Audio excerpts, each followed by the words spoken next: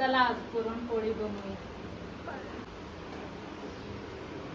चला तर आता डाळ शिजून घेतलेला आहे. मग याच्यात थोडंसं गरम पाणी टाकू, डाळण्याची आमटी काढून घेऊ.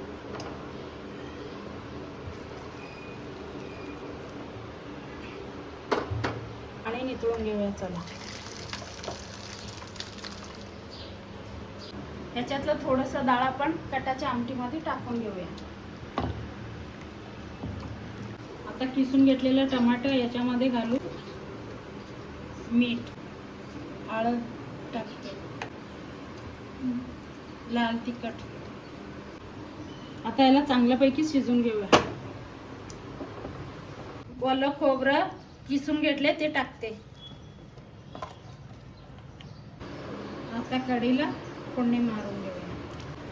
गरम झालं. आता आपण मोहरी टाकू. आता जिरा, कढीपत्ता, लसूण,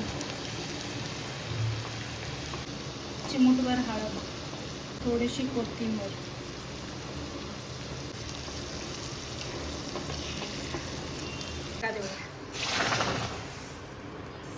आणि ढक्कन लावून टाकूया. पोळी बरोबर खायला साधी वांग्याची भाजी बनवूया. मीठ, हळद. कांदा जास्त भाजून घ्यायचा नाही, हलकासच भाजून घ्यायचं. त्याच्यामध्ये टमाटर टाकते.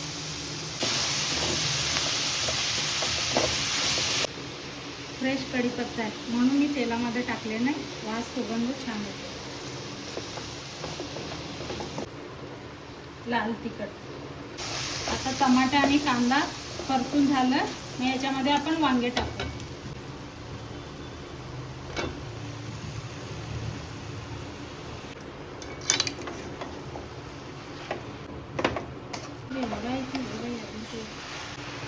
आता कोथिंबीर टाकून घेते वरून. चांगला हलवून घेऊन 2 मिनिटं ढाकण लावून ठेवूया. आता मी डाळीतनं पाणी नितळून घेतलेलं आहे. आता चांगलं याला शिजून घेते. आता गूळ टाकायचं आणि चांगलं शिजून घ्यायचं.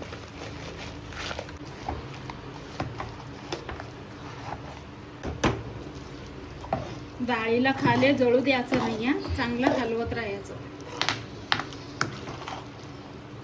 घट्ट होईपर्यंत शिजून घ्यायचं.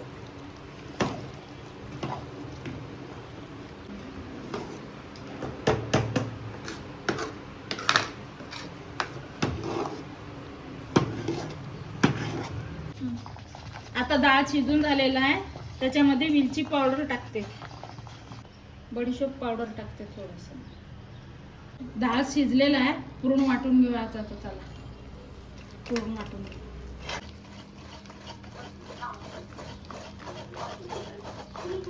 पुरण वाटून झालं. हे गव्हाचं पीठ मळून घेतले. थोडंसं हळद मीठ टाकून मग चांगलं त्याला कांडून घेते.